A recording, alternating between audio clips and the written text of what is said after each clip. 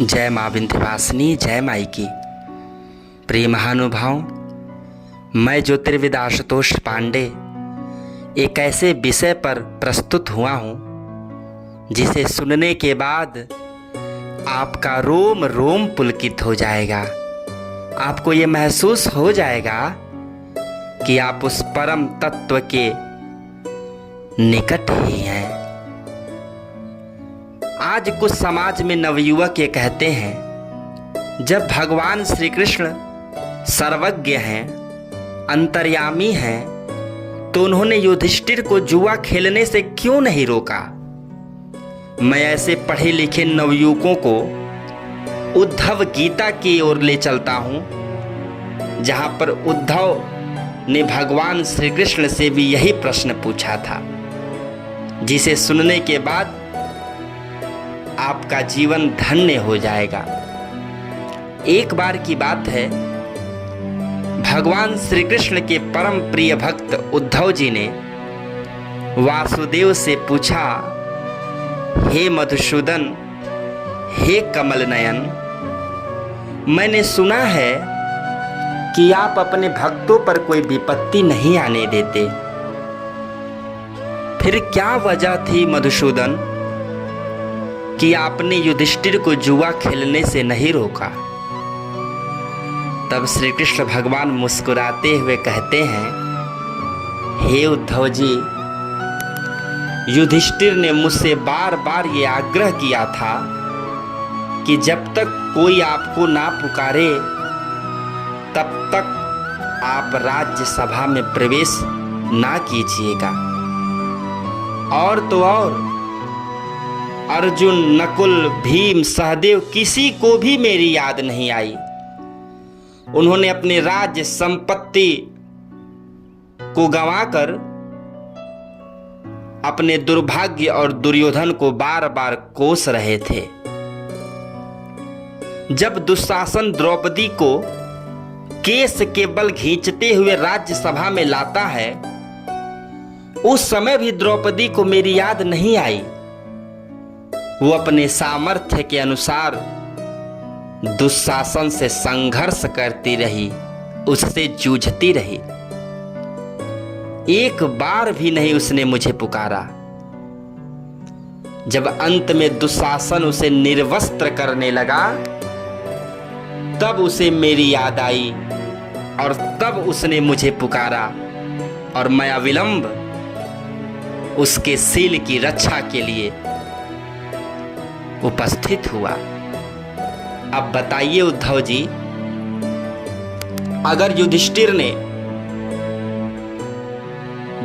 दुर्योधन से यह कहा होता कि जिस प्रकार वो शकुनी का सहयोग ले रहा है, मैं भी श्री कृष्ण का सहयोग लेना चाहता हूं, तो बताइए पासे का अंक शकुनी के हिसाब से आता या मेरे हिसाब से? उस दूत क्रीड़ा का परिणाम दुर्योधन के पक्ष में होता या युधिष्ठिर के पक्ष में? विचार स्वयं कीजिएगा। इस प्रश्न का उत्तर पाकर उद्धव जी मुस्कुराते हुए कहते हैं, प्रभु, आपका उत्तर तो प्रभावशाली है, पर मुझे आत्मसंतुष्टि नहीं प्राप्त हुई। ये बताइए, कोई भक्त आपको जब पुकारेगा तभी आप उसकी सहायता करेंगे। अगर आपका भक्त विपत्ति में हो, उसे आपकी याद ना आती हो माधव, तो क्या आप उसकी सहायता नहीं करेंगे? इस पर वासुदेव ने कहा, हे उद्धव, संसार का हर प्राणी अपने कर्मों के बंधन पास से बंधा हुआ है। इसमें मैं चाह कर भी कुछ नहीं कर सकता। मैं मात्र साक्षी बनकर, उनके निकट रहकर, उनके द्वारा किए हुए कर्मों का फल उन्हें जरूर देता हूं। ये सुनकर उद्धव जी कहते हैं, प्रभु, इसका मतलब आपका कोई भक्त आपका कोई शुभचिंतक, आपका अपना बंधु बांधव, आप में आस्था रखने वाला कोई पुरुष पाप पे पाप क्यों न करता जाता हो, आप उसके निकट साक्षी भाव से रखकर उसे उसके कर्मों का दंड देंगे, लेकिन उसे उसकी गलतियों पे रोकेंगे नहीं। इस पर मधुसूदन ने कहा, और ये समस्त भारतवर्ष के युवाओं को मैं कहना भी चाहूंगा कि इस उत्तर में उनको सनातन परंपरा और वासुदेव श्री कृष्ण के प्रति अगाध श्रद्धा उत्पन्न हो जाएगी। श्री कृष्ण ने कहा, उद्धव जी, आपने मेरे विचारों की गहराई को नहीं समझा। ये बताइए, जब किसी मनुष्य को ये महसूस हो जाएगा कि मैं उसके निकट ही हूं, मैं उससे तनिक भी दूर नहीं हूं, तो क्या वो कोई गलत कार्य करेगा? बताइए। लेकिन युधिष्ठिर, उसको तो यही अज्ञान था कि वो मुझसे छिपकर दूत क्रीड़ा खेल रहा है। उसको ये भ्रम था कि वो मेरे जानकारी के बिना इस जुए में हिस्सा ले रहा है।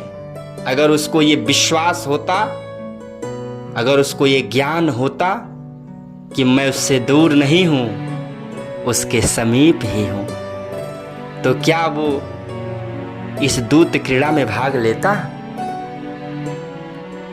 हे प्रिय महानुभाव, ठीक उसी प्रकार से जब हम ये महसूस करेंगे कि ईश्वर मुझसे दूर नहीं है, मेरे पास ही है, मेरे भीतर भी है, उस समय जब हम गलत से गलत कार्य कर भी रहे होंगे, तब हमारे मन में विचार आएगा कि कोई भले ना देख रहा हो, पर वो तो देख रहा है ना, तो क्या हम वो गलत कार्य करेंगे? नहीं करेंगे। इन सब बातों को सुनने के बाद उद्धव जी भगवान श्री कृष्ण के चरणों पर गिर जाते हैं और उन्हें बारंबार प्रणाम करते हैं। ये प्रसंग उद्धव गीता के नाम से प्रचलित है, जिसमें समाज के तमाम प्रश्नों का उत्तर उस प्रकार से मिलेगा जैसे अंधकार आने पर एक दीपक उजाला कर देता है। आपका दिन शुभ हो, मंगलमय हो, और बारंबार निवेदन भी करता हूं आप सभी से कि आप इसे साझा करें। हो सकता है कि आपका एक छोटा सा प्रयास किसी के जीवन में ज्योति जला दे। पसंद आए तो चैनल को सब्सक्राइब भी कीजिएगा। आपका दिन शुभ हो, मंगलमय हो। जय मां विंध्यवासिनी, जय माई की।